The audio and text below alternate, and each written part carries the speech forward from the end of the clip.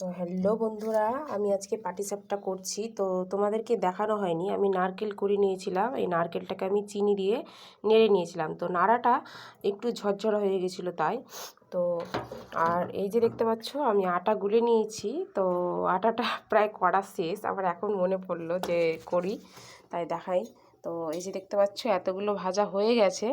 তারপর আমার মনে পড়লো যে আমার বন্ধুগুলোকে দেখাই কীভাবে আমি পাটিসাপটাটা করছি। তো তোমরা দেখো, প্রথমে আমি তাওয়াটাতে একটু সামান্য পরিমাণ তেল দিয়ে এভাবে লাগিয়ে নিলাম। এটা ধর তাওয়াটাতে। তারপর এই যেটা আমি আটাটা গুলেছিলাম চিনি দিয়ে, তো সেই আটাটা আমি তাওয়ার মধ্যে দিয়ে দিচ্ছি।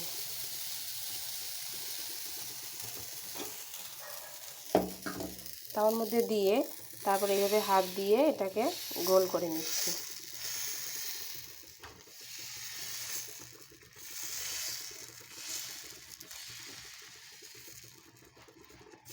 যাই হোক, এক হাতে কাজ করছি তো ওই জন্য কম পড়ে গেল। তো যাই হোক, ছোটো হয়ে যাবে এটা। তো দেখতে থাকো। তো এটা করে নিয়েছি।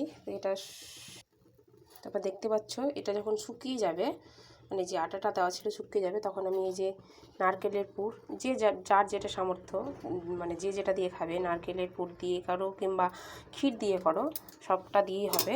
তো এভাবে দিয়ে আমি এটাকে একটু সাইডগুলো উঠিয়ে নেবো পুরোটাই, মানে তলাটা। তো এবার তলাটা উঠিয়ে নিয়ে আমি এইভাবে দুমড়ে দিচ্ছি।